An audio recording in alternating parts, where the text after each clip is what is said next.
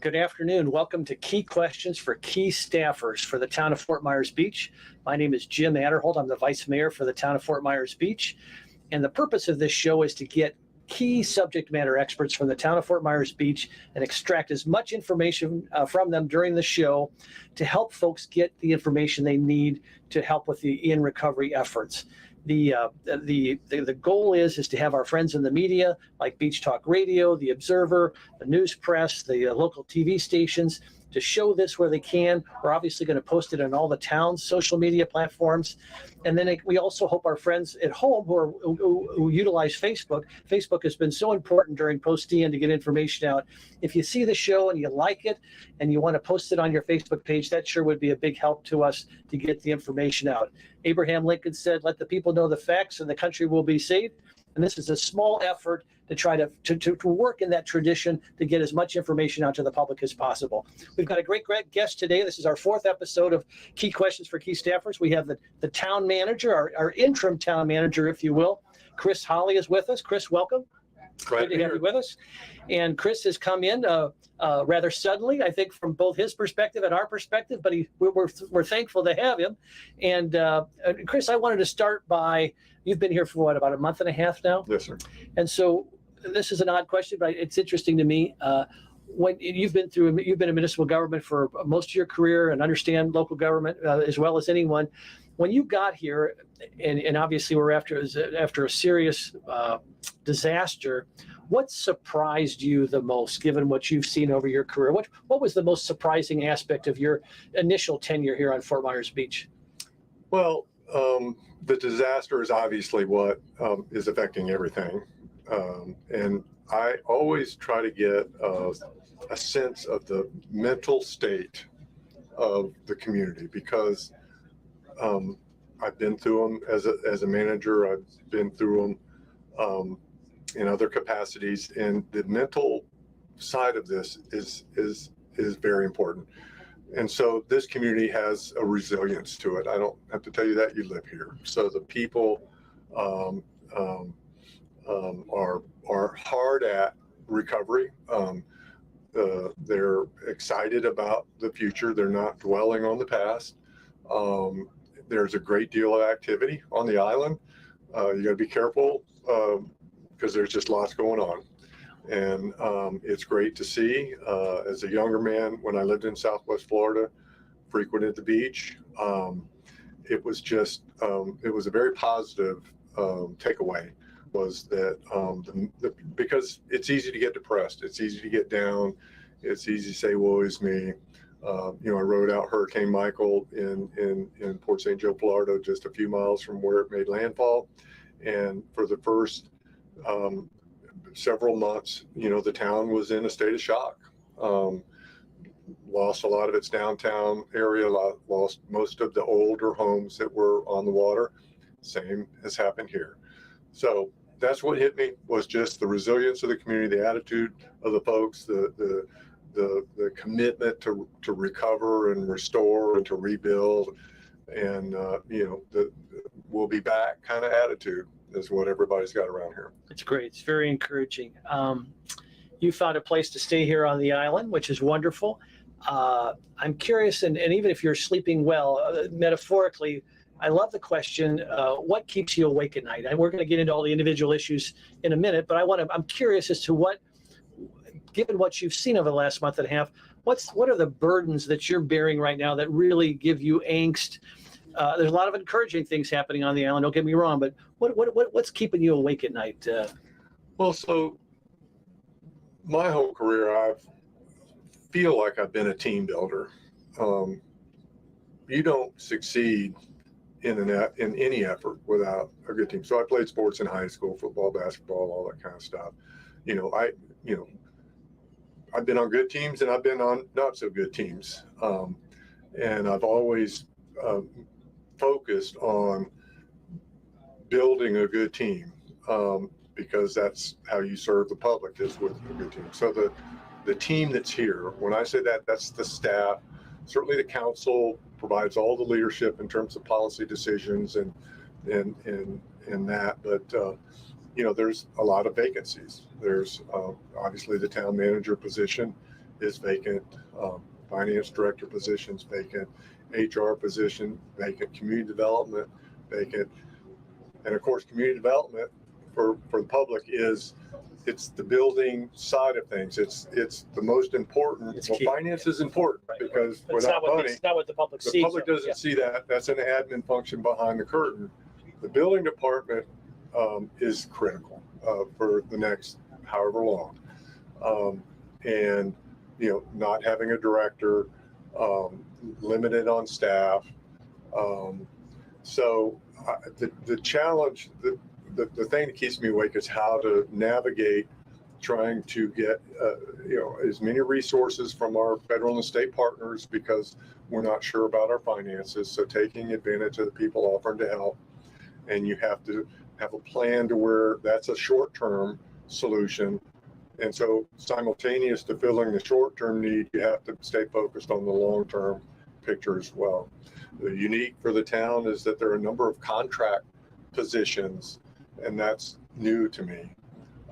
So navigating contracts and who's under contract, and does that work, or does it need to be something different? So the city has invested significantly in the building department with contract help. And so I'm still trying to create, short-term solutions, primarily through state partners, if possible, and then some long-term solutions. We're actively recruiting for the director position. We hope we can find some good people. We have financial challenges there.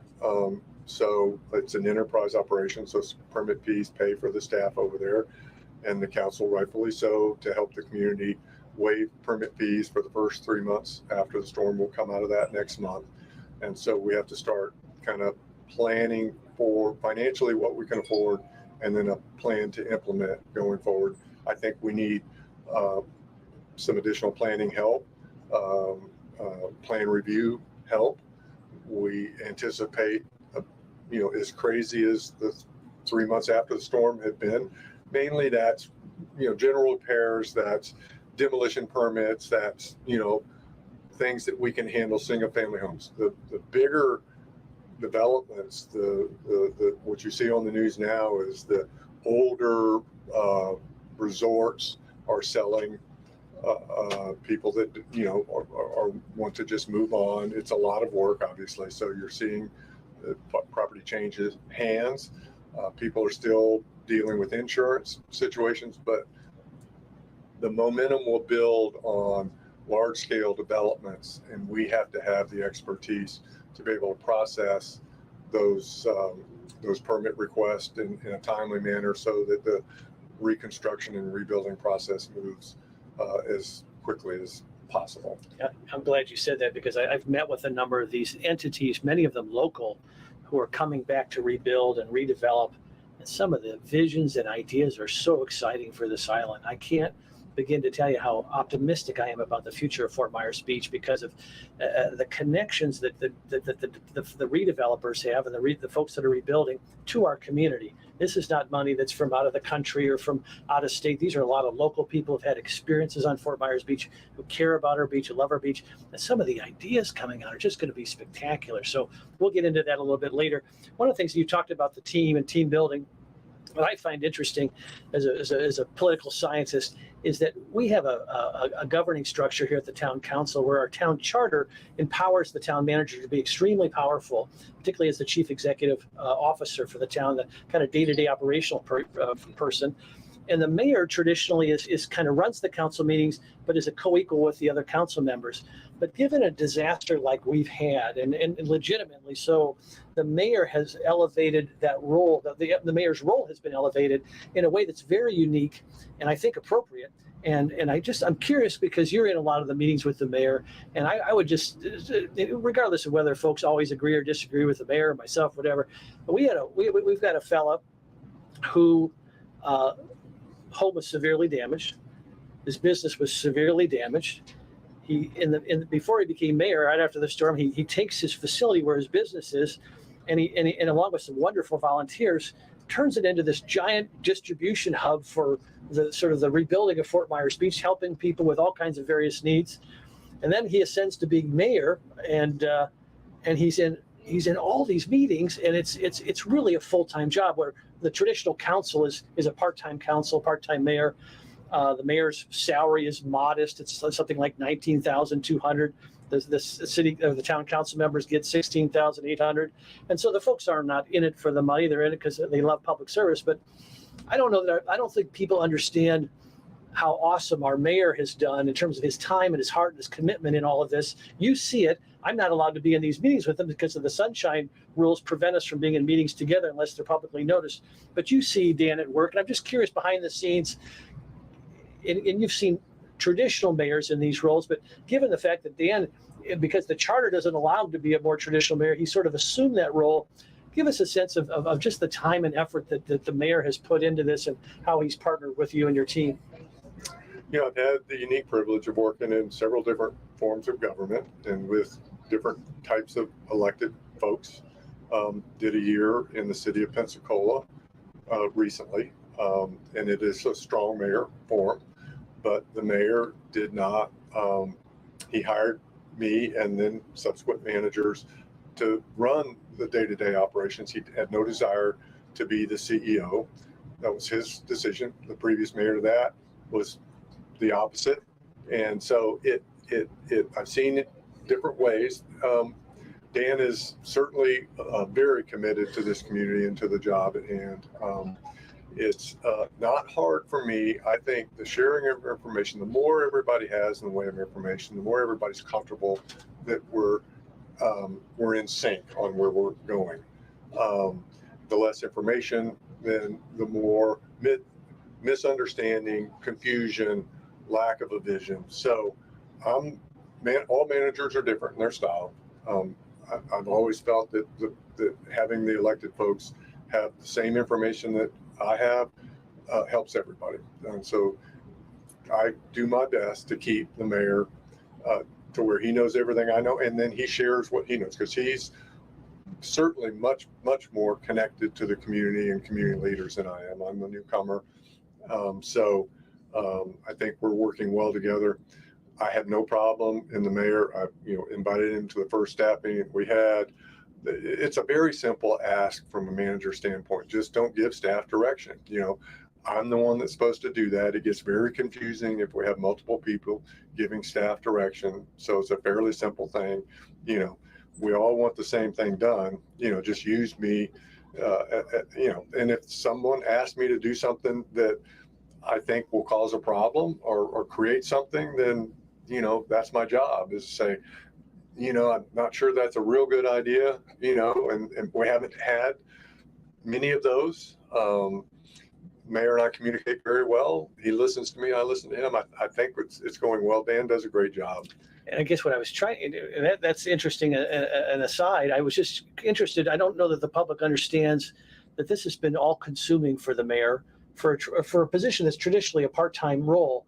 He has been living this literally out of his camper in front of the Buttonwood facility, which is the distribution hub for all the sort of relief efforts, while he's been mayor, and the meetings that are involved with all the various county and state and federal officials that you're obviously a part of. I just think it's pretty amazing to see the mayor step up the way he has, particularly his background as a builder, which I think is appropriate given what the island is going through. I just think it's interesting for the public to know that this is not traditionally in a normal world part of the mayor's role, but he has ascended to that because of the unique situation that we're in partnership with you and your team. All mayors have been different. I saw Kathleen Pasadena, she's the president of the Senate last week, and was sharing, she's from Naples. I worked in Naples for 10 years, one of the strongest mayors. And the form of government in Naples, somewhat similar here. The mayor is generally ceremonial. We had a gentleman by the name of Ned Putzel that got elected mayor back in the 80s, and he was a hard charger. He was former CIA head and had a very colorful history of public service, and one of the brightest guys I ever met. And we worked from his agenda for most of the 4 years that he was in office. Former CIA head. Did we have a former CIA head in charge of Sanibel for a while as well? They like Southwest Florida. We have a lot of very influential people from Washington that end up in Southwest Florida. I won't go into some of the people that I met in Naples. Obviously, our governor, former governor, Rick Scott, has a home in Naples. So it's a nice place. By the way, I talked to Rick Scott's office today about the post office again. I had, there was an article on Beach Talk Radio, which I sent to the two postal officials, the person who testified before the council, but I also reached out to his boss, a guy named Tim Costella, who's the regional director for all delivery in the southern United States. And I restated our case, and they said, "Oh, we're still studying. And I said, we can't even mail a letter on Fort Myers Beach right now. You've got to put forth a plan of action." And so we recontacted Senator Scott's office. His staff has been awesome. Again, the senator, if people remember, the senator literally picked up the phone and called the Postmaster General, which is a big deal. And the Postmaster General, we thought, was given a directive to his staff that we want some action on this. So I think there's going to be a second wave of pressure. Hopefully we'll get the post office's attention. That's been a challenge. This is sort of inside baseball. I think it's really important for the town to understand, and you are the front lines of this. We had originally led a contract for emergency services to help us sort of document all of the expenses for the town, help us liaison with FEMA, deal with some of the other grants and other opportunities for emergency services. We have since put that back out to bid again, and I thought it might be helpful for you to explain why we did that, and also the importance of that entity, whoever should get it, and what role they'll serve as we go forward here as part of our recovery. So a lot of the first few weeks here was rightfully so focused in our procurement process. Having been through disasters, you need to make sure that your reimbursement request to FEMA will be honored, and that you'll be refunded or receive money back from our federal and state partners. So the procurement process is very important. So there have been multiple situations where in the heat of battle, right after the storm, the human nature is to try to get as much done as quickly as possible. And so you go about looking at the vendors that you have that could help. You have to look at the contracts you have. You weigh the pros and cons of the time that it takes to reprocure services to getting the job done. And so there were some decisions made to use services that now in hindsight, we have to reprocure. And one of them was the disaster recovery contractor that was on site. We looked at that. We had some help from our friends at the Division of Emergency Management, and sent the procurement up, and they had there's very technical language that has to be in a procurement for the federal government to okay. Mm-hmm. And so we are out now for that contract, which will be our primary contractor that pushes paper to FEMA and gets responses. All the damage assessment reports will turn into projects, and then to get funding from the federal government, everything has to be done with the I's dotted and the T's crossed. So, and this entity, will it primarily be our liaison with FEMA, or will he also help us with the state and the county and other grant opportunities, not-for-profits? There are multiple disciplines associated with this selection. Okay. We have insurance issues. We'll have to deal with our insurance. They can help with that as well. They can provide public adjusters and things that you need to kind of make sure that you're being treated fairly. There's been discussion of bringing on some sort of an urban planning effort with, there's going to be some work done by FDOT on the circulation of traffic at the base of the bridge. Obviously, all the commercial establishments down there, especially the older ones that might have been grandfathered in or non-conforming way back, now have to meet new standards, and there will be challenges with that. And so there have been people that have gone into communities in this situation that can help give options on what has worked in other communities. So there's no sense in reinventing the wheel. Yeah. Can we get someone in here to kind of help guide us? We're already in the midst of a comp plan review and a land development code review. I think I've mentioned that President Pasadomo has some ideas on affordable housing issues that will kind of be part of that conversation. And you can get those kinds of services through your disaster recovery team. And this disaster recovery firm, would their costs be recoverable as well, potentially by FEMA? Everything we do, we're trying to make sure is recoverable through FEMA. Very good. So, and we're reprocuring our general engineering work. We backed up and made sure that someone put eyes on that solicitation. It was already out, but we amended it based on what we learned. So pretty much everything that we do now, procurement wise, we're taking a second look at just to make sure. We have some people coming in later today, volunteering to help create a vision for City Hall. City Hall is the focal point of local government. It's where meetings take place. It's where services are delivered. And we have no City Hall. And we're going to be in temporary housing for a while. But while I'm here, I'm trying to, it's easy to kind of just look at the building over there and say, right now we're in trailers, back to the team, have a high performing team, they need some comfortable work environment to work from. And I know sitting in trailers gets old fast. We've been in it for 3 months and we're getting some modulars in next week. And we'll transition from this trailer to hopefully a better trailer, a little bigger.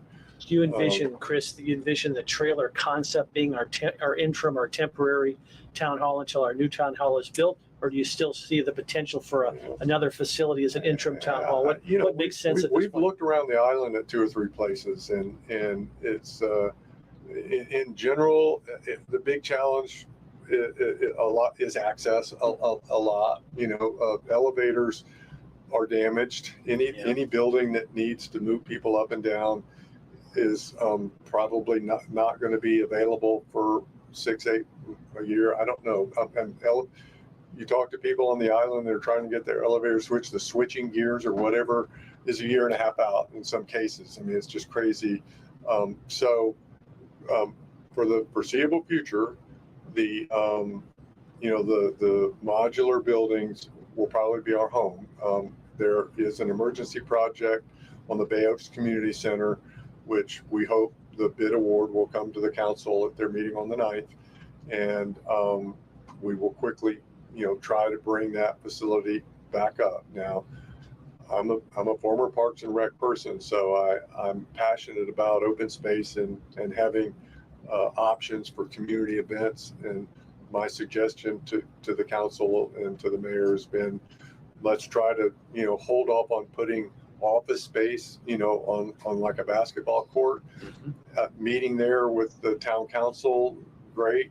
2 or 3 times a month, whatever that is, but having that facility for the public's use, getting kids back involved in recreational programs, getting the pool open back up, maybe for next summer, getting the ball fields. I mean, that is important to a community to have culture, to have arts festivals, to have whatever events that we can schedule. It's part of the fiber of the community. And a lot of those school kids, appreciate that. Yeah, I'm trying to suggest that we not take over Bay Oaks as a city hall, that we try to, do the best we can with what we've got. There may be a facility, that comes online that wants to work with the town that we can move into for office space, because I don't really know how long, the city hall will take. We're partnering with the fire department. We're currently on property that they own. They want to be part of the effort.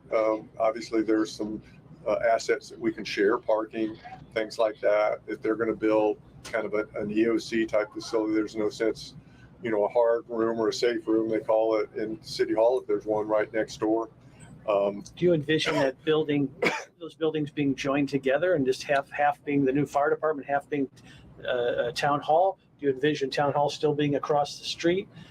Just how do you see it playing out? That's the purpose of the visit today from people who build public facilities all over the country. Yeah. So we just called. This was Director Guthrie's suggestion. He's gone through a planning process for the state EOC, and he said there are people that know a lot more than us, and why don't you take advantage of that? And I called someone I knew in Tallahassee the next day, and they said, we'd love to come down and help.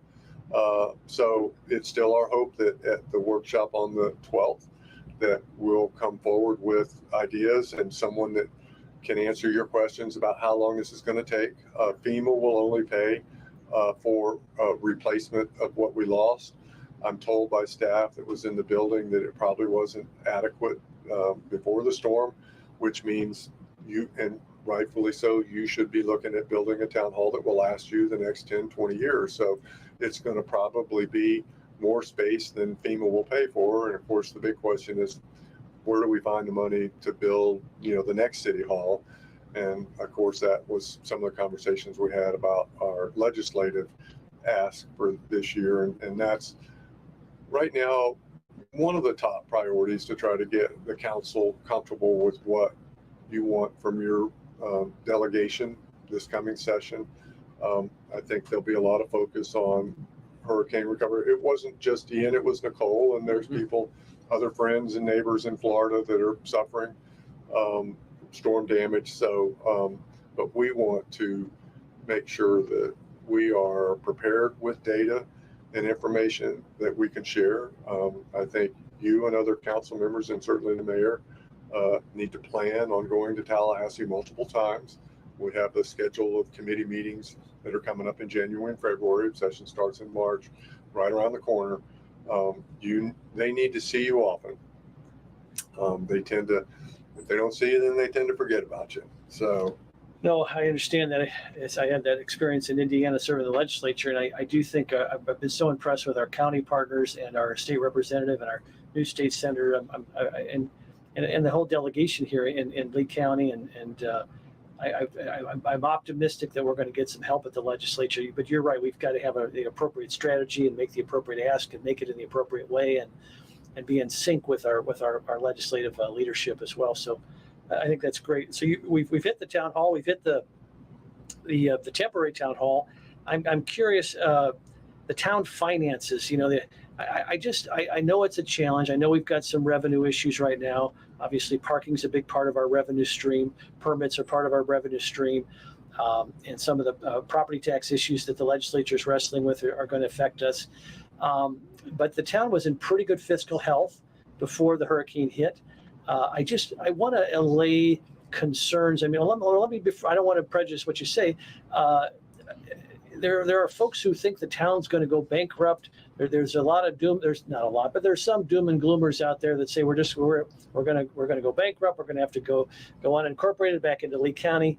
I'm not seeing that, Chris. Are you at this point? No, I'm not. Short answer is no, I'm not. I think the town isn't, given what's happened, in good financial position.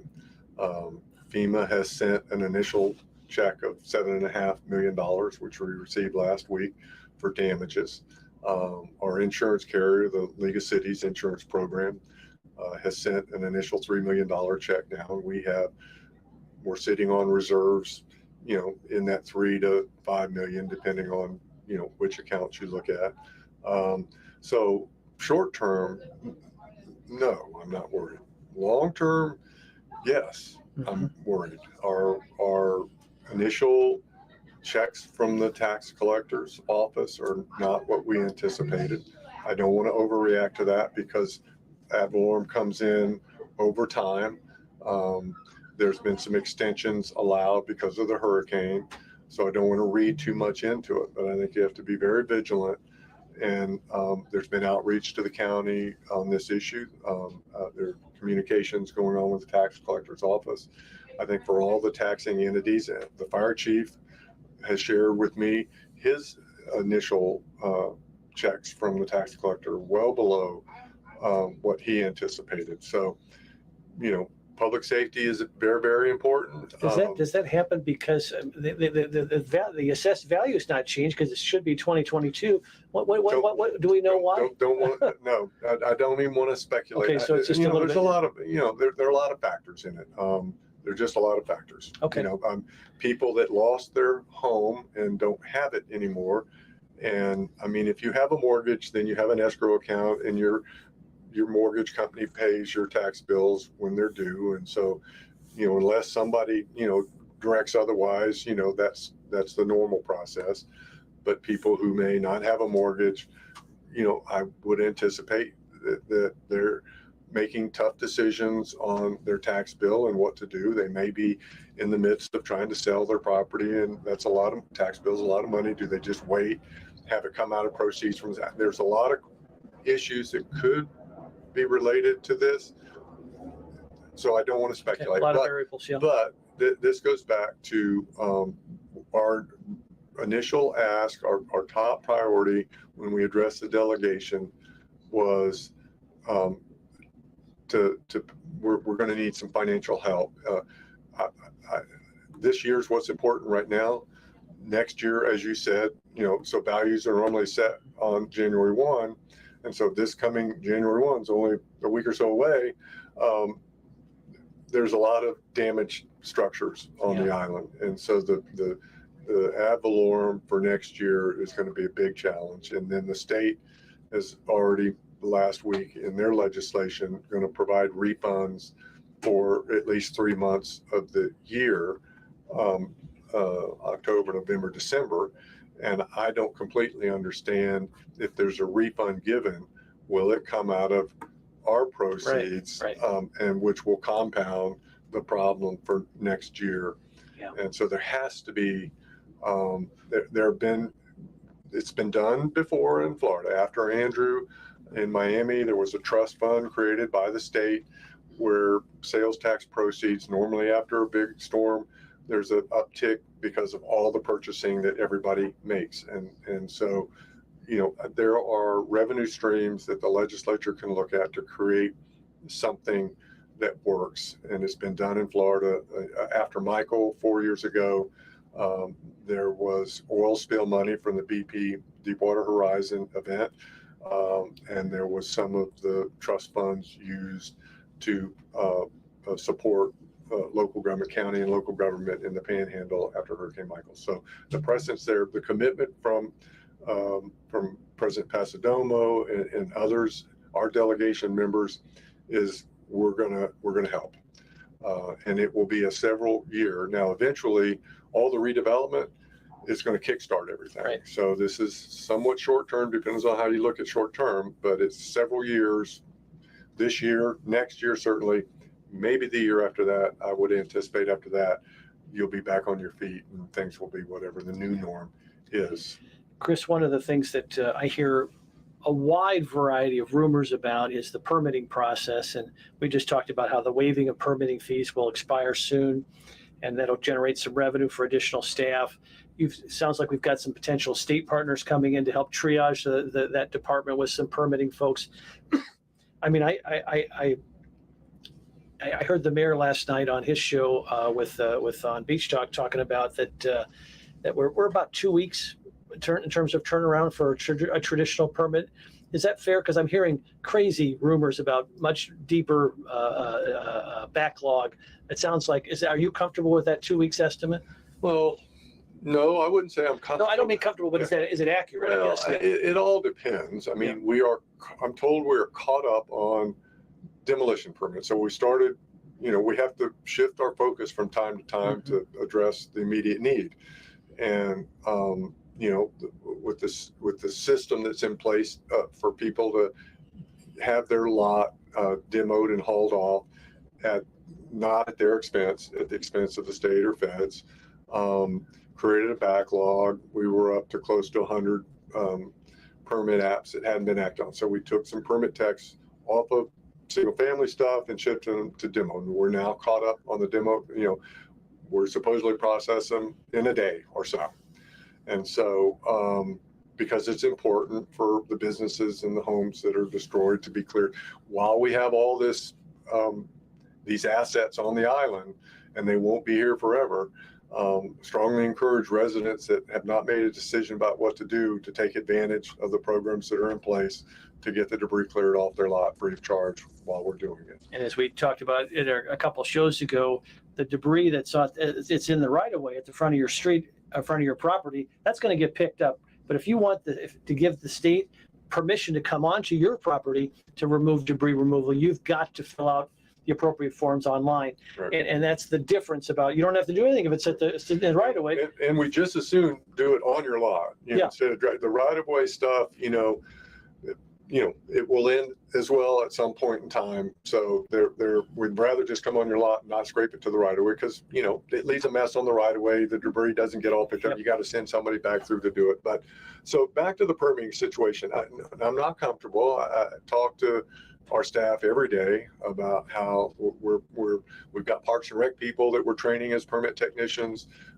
We're transitioning the comfort stations on the island. That's another thing that's important. The Santini facility will over the next week, we'll move those assets to the Baptist Church site, and which transitions some of their people out. So, will the showers from Santini Plaza come to the beach? Oh, that's awesome, because I've had a number of people ask about how critical those showers are at Beach Baptist. I wish we had been a little more coordinated when one left and the other eye, but we're fixing it. So we'll have a comfort station at the Baptist. That's big facility. News. That's breaking news. That's good. That's good to hear, because a lot of people were concerned about that. Yeah. So, but the permitting is just, we're using whatever resources we have. We've got additional requests into our state partners to consider more positions for that. They're going to provide. We don't have an HR person, unfortunately, right now. Yeah. And we've got all these vacancies that we're trying to fill. We're trying to do a pay and class study in the midst of all this, because we don't have good job descriptions. If you want to hire good people, you have to pay a competitive salary, and we don't have that situation exist. I'm struggling to even, when I advertise something, I don't really even know what to advertise salary wise, because there's nothing that I can go to that tells me. So I think the building department is just going to be an ongoing work effort. When people ask me how long, I really don't use a number, because it depends on the permit. Yeah. It's on the permit. It's how complete the application is right up front. There's so many variables involved. I know it's frustrating. It's normally you can walk in and sit down at a counter with someone and talk to them and look at their paperwork and give them some advice. We don't even have that capability right now. We're trying to develop it.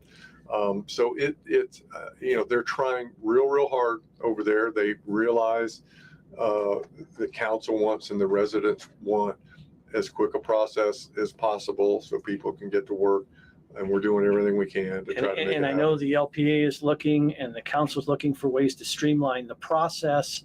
If there's any obstacles in the way, if contractors have ideas, if anybody has ideas, a way to streamline, we still have to stay in concert with state law. The other thing I would suggest, I interviewed with the three top building officials for our first show, and the more I use the website, and I'm not a tech person, but the website, if you go on our website and you actually see the little sand dollars, there's one that says permitting. If you click that, there is tremendous information on there, and to the point where I can understand it. And you can go through the various frequently asked questions, and it will take care of about 80% of the questions in a really easy to understand format. There's some much more technical information there for folks who are much more sophisticated and are contractors or whatever. But there's some great stuff. There's a section on there on what you need a permit for. There's a whole list of things you don't need a permit for. There's so much great information on the website. I really encourage people to go on that website, hit the permitting sand dollar, and just read some of those frequently asked questions, because I think that'll alleviate the need to even call town hall in many occasions. There are a number of people that have very complex situations who really need to sit down and talk to somebody. I get that, respect that, but there are a lot of I get the questions as a council person all the time, and I'll go right to the website and I'll figure these out relatively quickly, because the information is on the website and it's very, very helpful. So I don't want to discourage people from that as an option as well, because if you just go on that permit section, great material that really would help alleviate the need to even come to the town. And I think it also addresses some rumors that are going on and some of the odd things that people are hearing, and it's very factual and very, very well presented. one of the charges that you were given amongst the hundreds of other things you're working on is to help us find a new town manager. And I'm curious, as you think about this, first of all, how's that going? And second of all, now that you've been here for a while, and obviously with your experience in local and municipal government, what do you think we should be looking for in a town manager, given our unique situation? Someone that's up for a challenge. Yeah. This is a big challenge, and someone has to look past, the blemishes and the scars and the bruises that are here. The upside is so positive. Very low millage rate, high values, which makes financing easy. One of the biggest challenges for a manager is providing services with very limited resources. The resources are here. I've helped several communities recently with their manager search.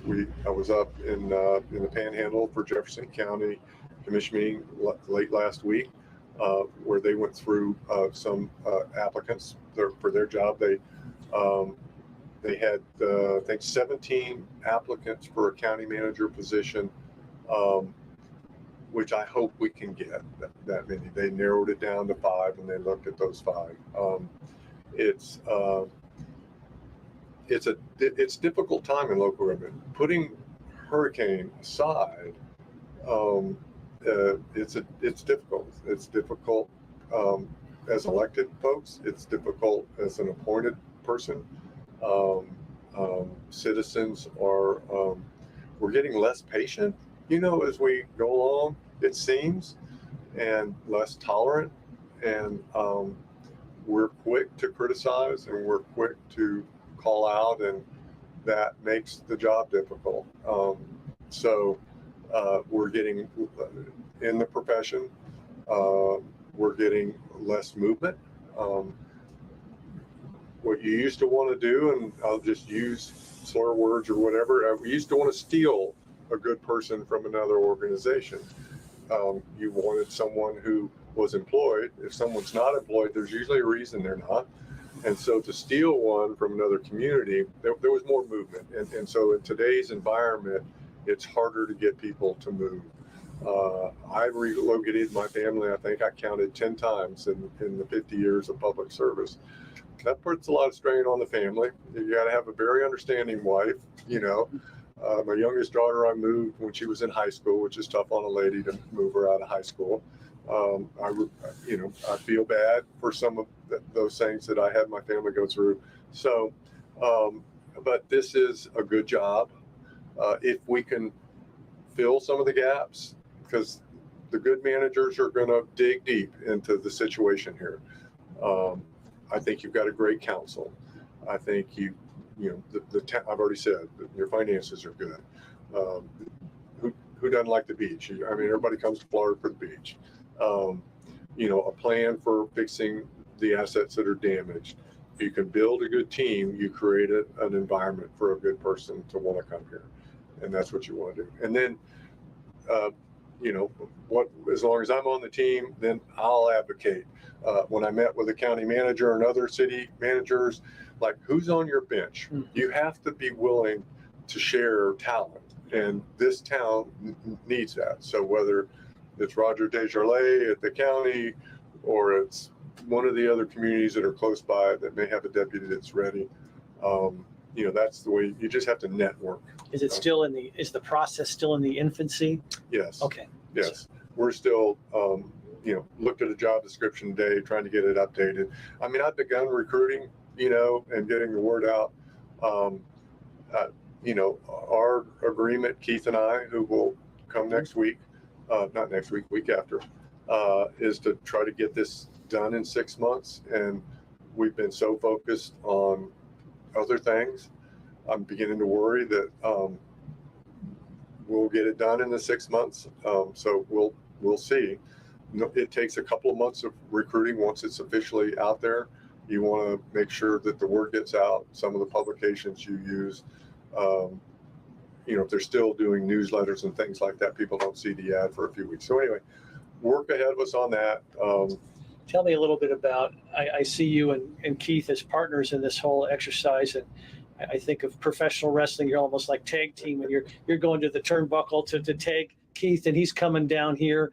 You'll still obviously be involved, but you won't physically be here as much. Tell our audience a little bit about what to expect from Keith Wilkins. Who is this guy, and what's his story, and why should we be excited? I've talked to him a little bit. Seems like a wonderful person, but you know him really well. Keith was my deputy. He was the city manager in Pensacola as an interim before I got there. And after I left, he became the city manager and served, I think, for 2 years after I left. Recently retired, almost a little over a year ago, from the city of Pensacola. And he is one of those folks that just has a passion for local government. He worked at Escambia County for, I think, 13 years, and with the city for another 7 or 8. He has some private sector experience. He's much more technically oriented than I am. Mm-hmm. I'm more of a big picture, motivate, let's climb, let's charge the hill. He's more analytical, which is a positive thing. Probably better for the second phase anyways, right? Because you had to kind of come in here. I think we're good. He started talking to me after he retired. Had seen what I enjoyed doing in my retirement was helping where people really needed help. And there is, when local governments are in transition in leadership, it's hard. There's no playbook. There's not a resource of, you'd think there would be, managers that sign up to do this kind of work. It's very difficult on your family if you're gone for long periods of time. It's not for everybody. And Keith seemed to, this will be his first since he retired. And I'm kind of, whatever kind of training, whatever I can share with Keith about my experiences to help him.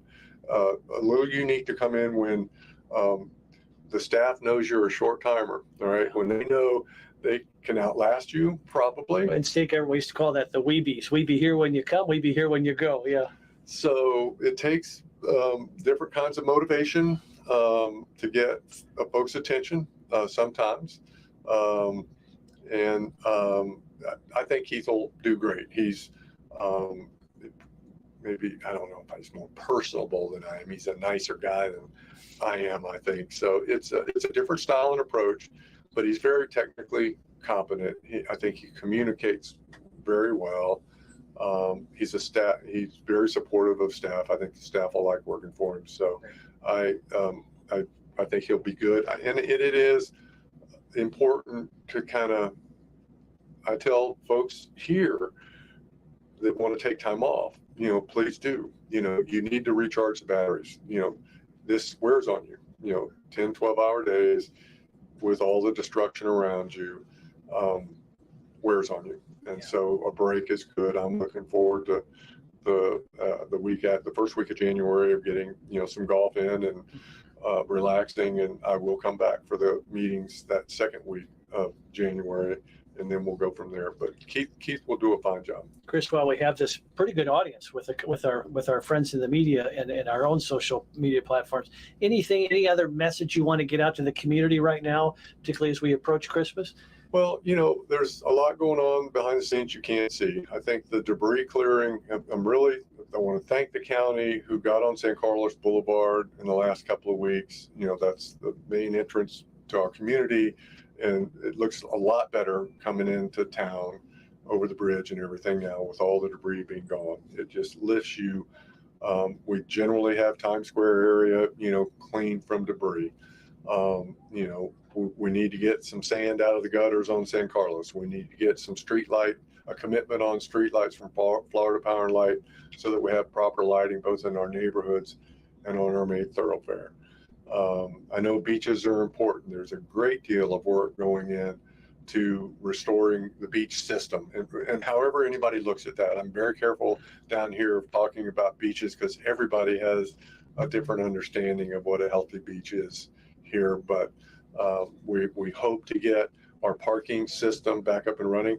I wasn't here this past weekend. I was here the weekend before that and spent some time on the beach. It was crowded. I hear this past weekend it was even more crowded. People are coming back. So it's great. We have to get our parking signs up. We have to get the access points safe for the public to be able to get from the parking lot to the beach.